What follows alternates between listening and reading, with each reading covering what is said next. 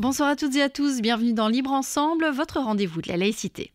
Si on se plonge dans les livres d'histoire, les femmes sont quasiment inexistantes. Alors qu'elles ont lutté à côté des hommes pendant les révolutions, qu'elles ont gagné des combats pour plus d'égalité, plus de droits sociaux et politiques, qu'elles se sont levées à travers le monde au prix de leur vie parfois pour plus de liberté. Les femmes ont aussi travaillé à des avancées scientifiques majeures, mais souvent, c'est leur mari ou leur collègue homme qu'on a retenu. Or, quand on est une petite fille, il faut des modèles de référence pour pouvoir se projeter dans des rôles clés. Et c'est l'un des objectifs du projet dont on va vous parler ce soir.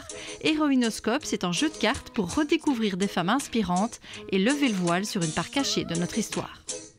Libre Ensemble, Vinciane Colson, Jacques Nizin. Pour en parler, j'ai le plaisir de recevoir en studio Evelyne Pinchemaille et Laudine Lahaye. Bonsoir. Bonsoir. Vous travaillez toutes les deux pour Soralia, mouvement féministe et solidaire, enseignement femmes prévoyantes socialistes. C'est Soralia qui a développé ce jeu Héroïnoscope. Alors, Evelyne Pinchemaille, vous êtes chargée de communication et de projet pour les différentes associations liées à Solidaris à Liège. Et Laudine Lahaye, vous êtes chargée d'études au secrétariat général de Soralia. Alors, j'avais envie de vous poser une question un peu personnelle pour commencer. Est-ce que vous, toutes les deux, ça vous a manqué dans votre enfance des livres, des jeux qui mettaient en avant des femmes audacieuses, intelligentes, révolutionnaires ? Alors, moi, je peux déjà dire oui, mais un grand oui, parce qu'en fait, je cherchais vraiment des héroïnes auxquelles m'identifier. J'avais trouvé Fantomette, Alice Détective, les Cat Size en dessin animé, mais alors c'est tout ce que j'avais trouvé. J'étais à la bibliothèque du village, j'ai écumé toute la bibliothèque, je trouvais rien qui me parlait. Et moi, les princesses, c'est pas mon truc du tout. Donc ça a été assez compliqué et ça m'a aussi donné en fait un petit peu du mal à me projeter. Par exemple dans une carrière scientifique parce que j'avais pas beaucoup de modèles auxquels me référer en fait. Mmh. Oui, bloqué effectivement un peu dans les choix à faire en se disant que c'était peut-être pas ouvert aux femmes. Laudine Lahaye, est-ce qu'effectivement il y a un moment où vous vous êtes dit ça me manque ? Moi, ce dont je me souviens, c'est pas tellement que ça me manquait, mais quelque chose qui m'avait très fort marqué, c'était à l'école quand on m'a appris la grammaire et qu'on m'a dit que le masculin l'emportait sur le féminin. Ça, je me souviens que ça m'avait complètement choquée. Je ne comprenais pas en fait comment c'était possible, si petite pourtant. Et puis après, j'aurais peut-être l'occasion d'en parler, mais voilà, cette règle-là, ça fait partie du processus d'invisibilisation des femmes à travers l'histoire. Donc voilà, c'est déjà une façon. Le tout est lié. Voilà. Mais on va en parler effectivement, mais avant de poursuivre cette discussion, je propose qu'on donne la parole à Berthe Sauvenier. Alors Berthe Sauvenier, en fait, et sa petite fille Camille Moulin, elles viennent de Liège, enfin de la région liégeoise. Berthe Sauvenier, elle habite à Flémal. Elle a déjà un certain âge, comme elle le dit elle-même. Plus jeune, elle était monitrice dans les maisons de vacances des femmes prévoyantes socialistes. Et c'est elle, donc Berthe Sauvenier, et sa petite fille Camille, qui sont à l'origine de ce jeu Héroïnoscope. On a interviewé Berthe par téléphone, on lui a demandé comment ce jeu était né. Je vous propose qu'on l'écoute. Eh bien, je joue beaucoup avec ma petite fille au jeu de table. Et un jour, nous avons joué à un jeu, ligne de temps, et il fallait placer des personnages et des objets. Par exemple, depuis quand mange-t-on avec la fourchette, etc. Et ma petite fille m'a fait la remarque à la fin du jeu en me disant « Mais il y a pour ainsi dire pas de femme dans ce jeu-là. Il n'y a que Cléopâtre, Marie Curie et encore un autre personnage que j'ai oublié, donc c'était tout. Je n'avais pas plus. » Et alors, on a eu l'idée, toutes les deux, on ferait bien un jeu où les personnages sont féminins et où plutôt que des objets, des combats féminins, comme par exemple le combat pour l'avortement. Donc, ça a été quand même un travail de recherche parce que dans les années 1900 et au XXe siècle, on en avait assez bien. Mais avant, c'était plus difficile de trouver ces personnages. Je dois dire que la bibliothécaire nous a également beaucoup aidés pour cela, parce que nous ne connaissions pas toujours toute l'histoire de ces personnes. Voilà. Du coup, est-ce qu'il y a des profils de femmes qui vous ont marqué, des choses qui vous ont marqué dans vos recherches, des choses qui vous ont étonné, que vous avez découvertes, que vous ignoriez peut-être? D'abord, ma petite fille, elle a été fort étonnée, elle, des dates. Quand je vous disais la pilule, depuis quand on l'a, les centres de consultation prénatale, et puis elle a été étonnée pour la première fois que les femmes en Belgique ont pu voter. Moi, personnellement, c'est plutôt des personnes de combat, comme par exemple le combat des femmes en 60, pour travail égal, salaire égal pour les hommes et les femmes. Et malheureusement, ce salaire égal n'est toujours pas d'actualité. Il y a des choses que vous-même, vous avez connues en tant que jeune femme. En tant que jeune femme, ce qui m'a le plus marqué, c'est le fait que je gagnais ma vie et que pour avoir livré d'épargne, pour avoir un compte, il fallait la signature de mon mari. Ça m'a vraiment choquée à l'époque. Et j'ai beaucoup discuté avec la banque, etc., pour arriver à pouvoir ouvrir ces comptes. Ce qui m'a également beaucoup touchée, c'est l'arrivée de la pilule, bien sûr. Car notre vie a complètement changé à ce moment-là. Le fait de pouvoir, avec moins de crainte, éviter d'avoir un enfant quand on ne le désirait pas. Ça a été un bouleversement, ça.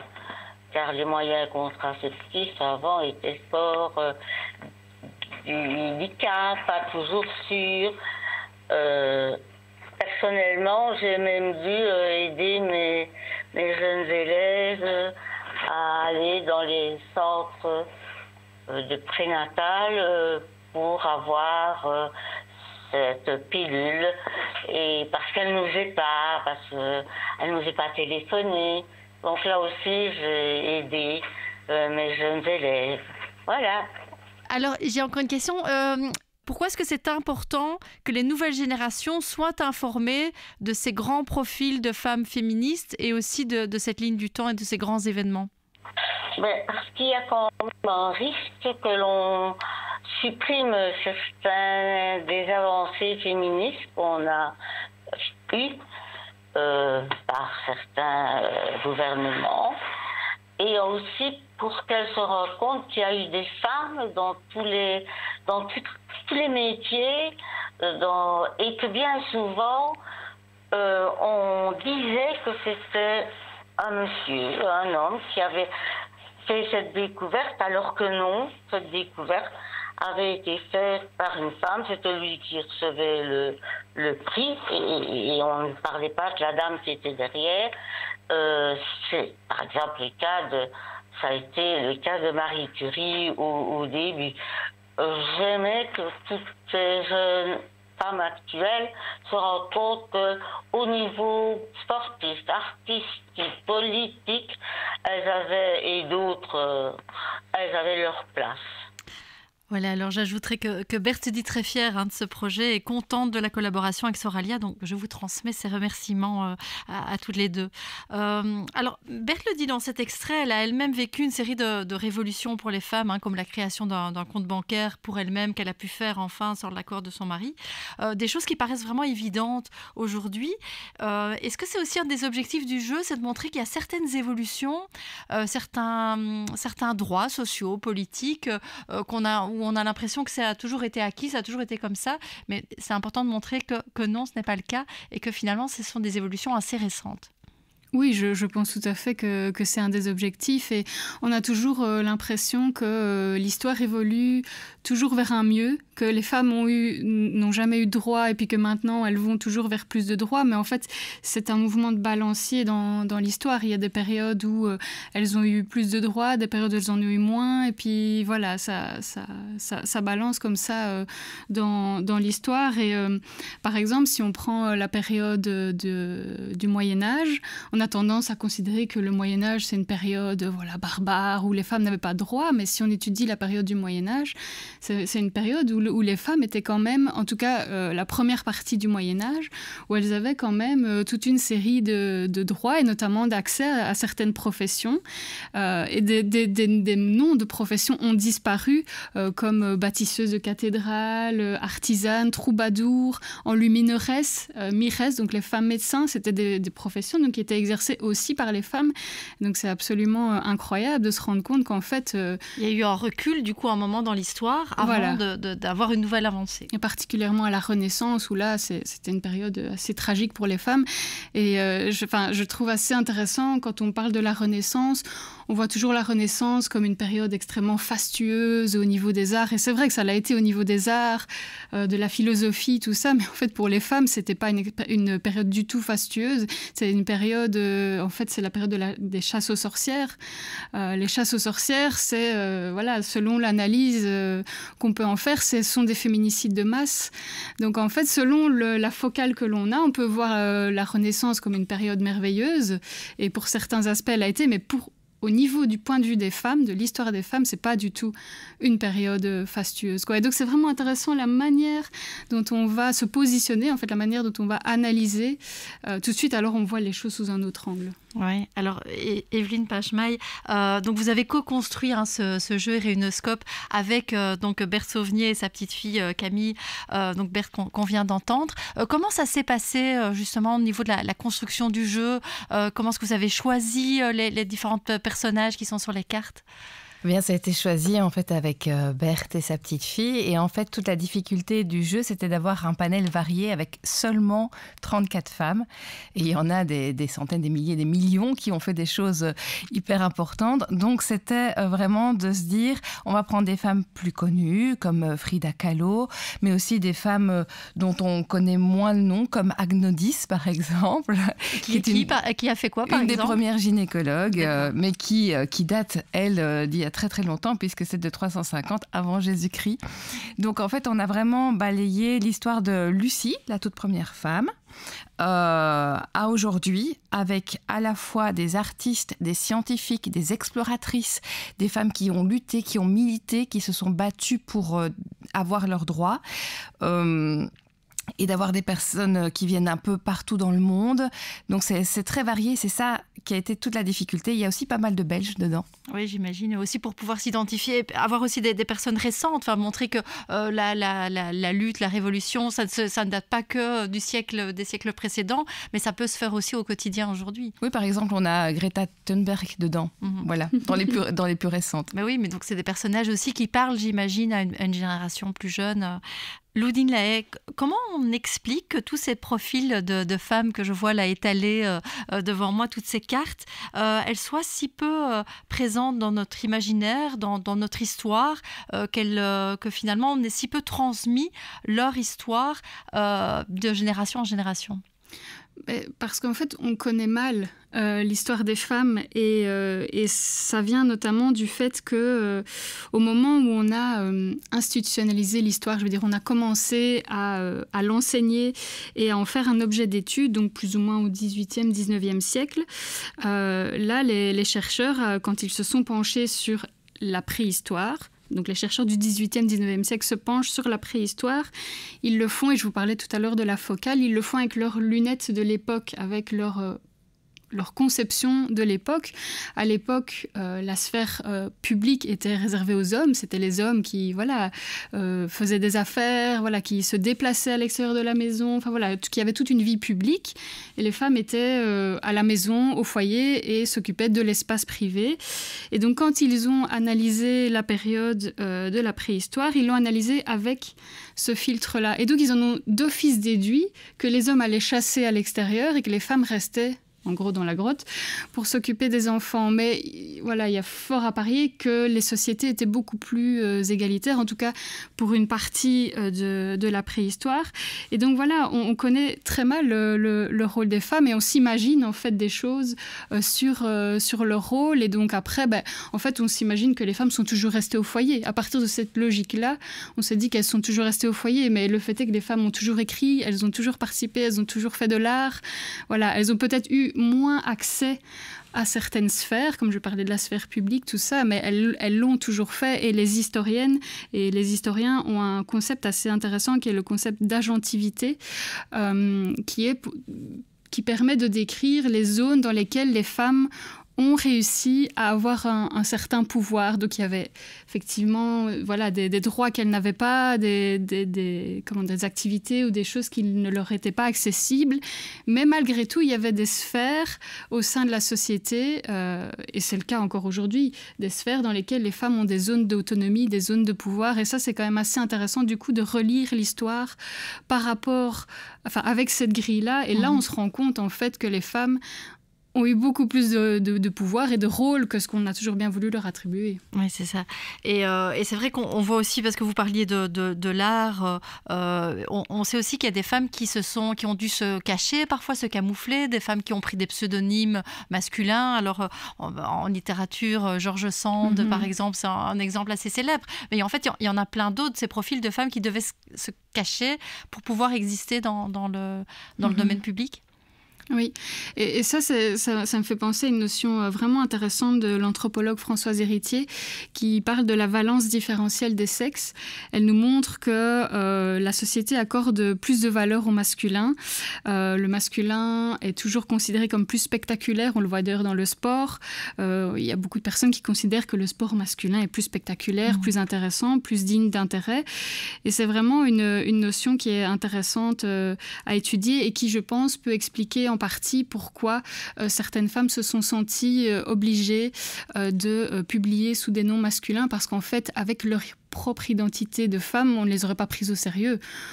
Et c'est d'ailleurs arrivé à beaucoup d'entre elles, on a attribué leurs travaux à des hommes, parce qu'on n'aurait pas pu penser qu'une femme produise un écrit aussi intéressant, vous imaginez.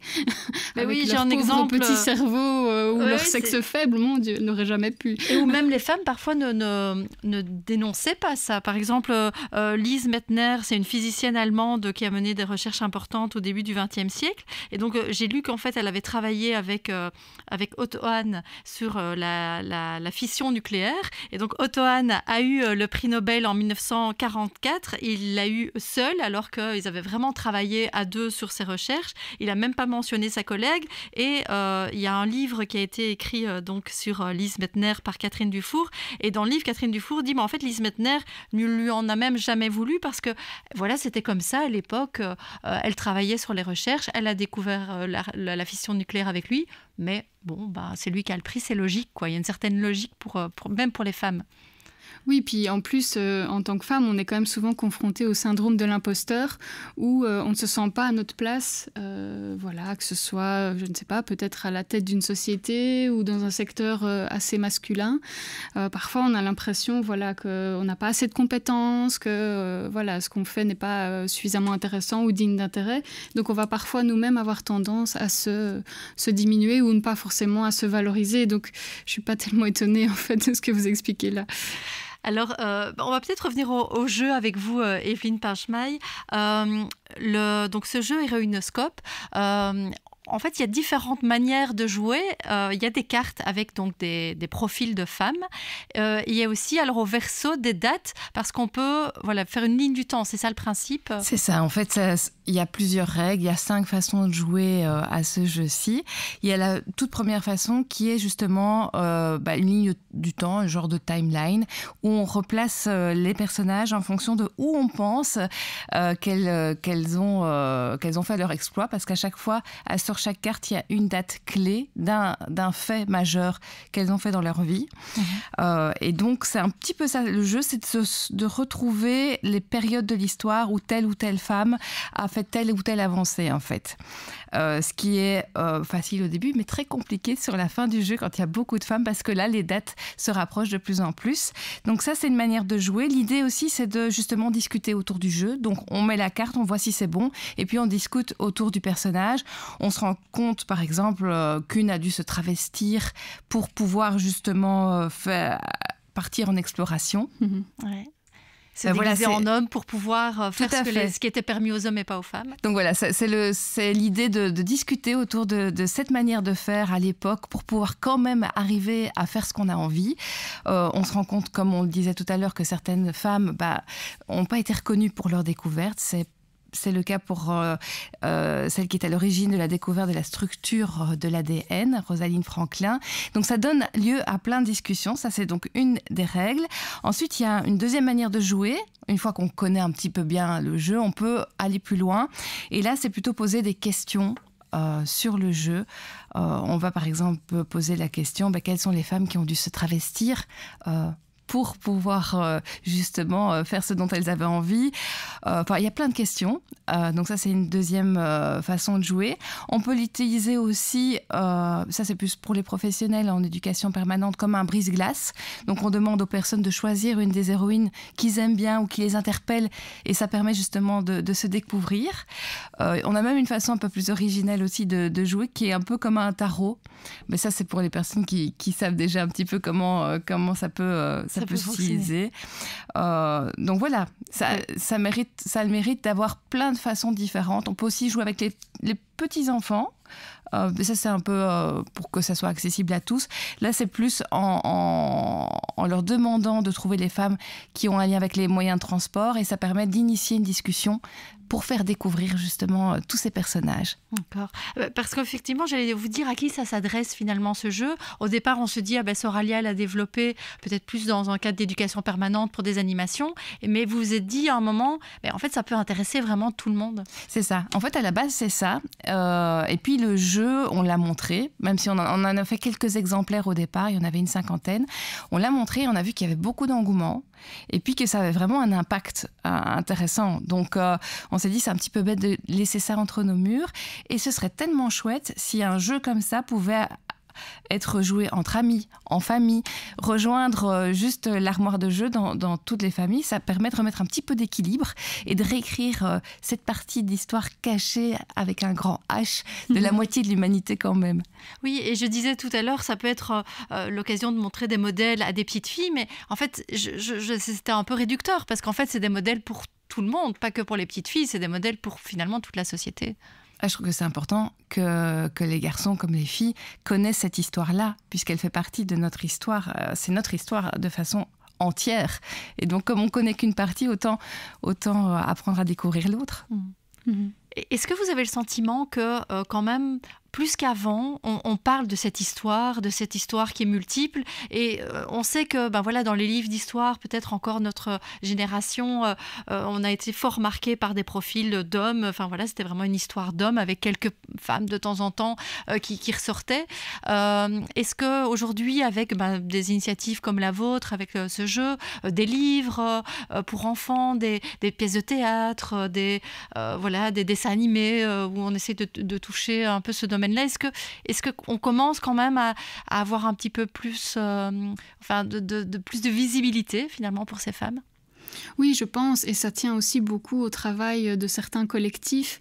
Je pense notamment à l'Architecture qui dégenre, à la SBL FEMIA, qu'on a eu l'occasion d'inviter pour notre événement sur l'outil Héroïnoscope. Oui, la SBL, l'Architecture qui dégenre, qui organise notamment les journées du matrimoine, c'est ça. À côté des journées du patrimoine. Et donc ça, c'est vraiment un travail de fourmi de ces ASBL-là qui vont rechercher des profils intéressants, qui vont faire l'histoire des femmes, et puis qui après trouve une façon, voilà, comme nous avons trouvé la façon de la transmettre avec le jeu ici, mais il y a aussi une façon qui est de se réapproprier l'espace public, donc d'aller voir l'espace public et d'aller observer l'espace public, de voir où les femmes sont dans cet espace public, ce qu'elles ont fait, notamment en matière d'urbanisme, voilà, comment, ou au contraire, là où elles ne sont pas présentes, et peut-être là où l'espace public n'est pas aménagé pour des usages, voilà, de tout le monde, en fait, finalement.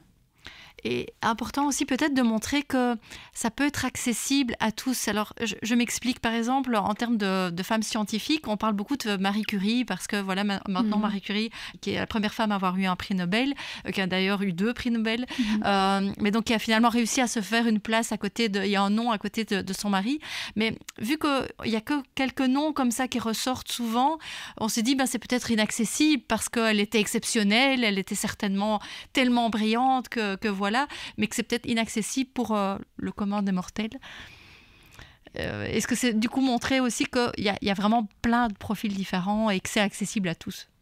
Oui, je pense, et c'est vraiment intéressant ce que vous dites, parce que clairement, on a besoin aussi de modèles atteignables. Clairement, quelle petite fille va se réveiller le matin en se disant « ben voilà, je vais devenir la nouvelle Marie Curie ». Enfin, il faut déjà avoir une sacrée dose de confiance en soi pour le faire. Donc effectivement, c'est vraiment intéressant, voilà, de montrer des modèles, mais aussi de varier un peu tous les types de modèles pour que voilà, ce soit, que les petites filles, que les petits garçons aussi puissent se dire « bah oui, c'est possible, c'est à ma hauteur ». Voilà, et notamment, par exemple, dans le sport, c'est hyper important, par exemple, quand les enfants peuvent observer des adultes autour d'eux qui font du sport. Parce que, voilà, un enfant ne va pas forcement se dire « ouais, je vais devenir… voilà. La fille, cet outil, j'ai vu sa carte, j'ai vu sa carte devant voilà. Mais si cet enfant autour de lui, autour d'elle, a un modèle atteignable, un parent, qui qui fait du sport, même du sport amateur, c'est aussi tout gagné à ce niveau-là, quoi. Alors, c'est tout le travail. C'est tout le travail effectivement de casser les stéréotypes de genre et de mettre des images qui présentent des hommes et des femmes dans le même type d'activité, quoi. Aussi, oui. Evelyne Perchmaï, si je vous demandais à vous, parmi toutes les cartes qui sont étalées devant vous, une personnalité qui vous marque, qui est-ce que vous auriez envie de mettre en avant ? Moi, personnellement, j'aime beaucoup Ada Lovelace parce que c'est une des premières femmes dans la tech, on va dire. Ça date de 1843 quand même. Et elle est pionnière de la science informatique. Et donc, elle a écrit un des premiers programmes informatiques. Et elle était visionnaire parce qu'elle avait déjà les prémices de l'intelligence artificielle quand on lit son histoire. Et donc, c'est assez incroyable. Aujourd'hui, on est plongé là-dedans de savoir qu'en fait, c'est une femme qui avait déjà eu ça dans la tête en 1840, quoi. Oui. Donc ça date en plus d'il y a quand même un certain temps. J'ai envie aussi qu'on rende hommage à la personne qui a illustré en fait ce jeu, parce qu'effectivement il y a toute une série de cartes avec des dessins très colorés et très beaux. Alors qui a illustré ce jeu ? Oui, les cartes sont magnifiques, on n'arrête pas de nous le dire, les couleurs sont superbes aussi. Celle qui a illustré et qui a fait tout ce travail-là, c'est Odile Bré, c'est une illustratrice liégeoise qui fait partie pour le moment d'un collectif aussi à Bruxelles, Ton Piquant. Et en fait, elle a fait vraiment un travail formidable parce qu'elle a été en profondeur dans chaque personnage. Donc, elle s'est vraiment inspirée de l'histoire des personnages. Elle a été lire tout ce qu'elle pouvait trouver à leur sujet. Elle a écouté des podcasts en dessinant. Elle a été chercher les détails qui font que les cartes, parfois, c'est intéressant de bien les regarder.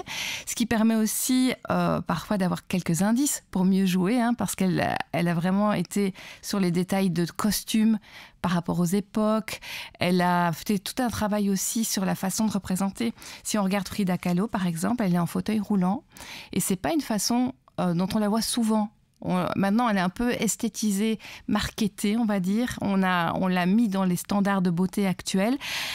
Et on oublie, en fait, le vrai personnage. Et donc, ces cartes-ci, ce qui est chouette, c'est qu'elle a vraiment fait ce travail d'aller chercher les informations les plus justes et d'essayer vraiment de mettre en avant ce qui fait le caractère de chaque personne.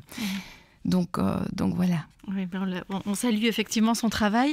Alors, on arrive déjà à la fin de l'émission. Alors, j'ai quand même envie de donner les informations pratiques. C'est que ce jeu, il est en précommande pour l'instant. Il y a un crowdfunding que vous avez lancé au niveau de Soralia. Alors, ce crowdfunding, on peut le trouver sur le site de Ulule, c'est ça ? Ulule, oui.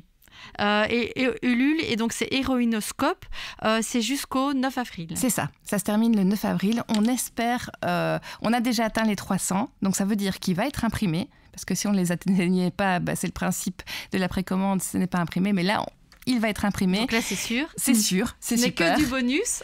C'est que du bonus, et là, en fait, on espère atteindre 500. On imprimera le nombre d'exemplaires qui est commandé. Donc après, ce sera un peu plus dur de trouver des exemplaires. Il y en aura quand même encore quelques-uns dans certains endroits clés, des commerces qui en prendront, mais pas beaucoup. Donc on invite effectivement tous nos auditeurs qui seraient intéressés à aller chercher des informations. Sur le site de Soralia, il y a déjà toute une série d'informations. Sinon, donc sur la plateforme de crowdfunding Ulule, vous tapez Héroïnoscope. C'est jusqu'au 9 avril si vous voulez précommander ce jeu. Merci beaucoup à toutes les deux de nous avoir donné envie de jouer, donné aussi un éclairage sur toutes ces femmes qui ont fait l'histoire avec un grand H et dont on parle si peu. Merci beaucoup à toutes les deux. Merci à vous de nous avoir suivis et une belle soirée à tous. Merci. Merci.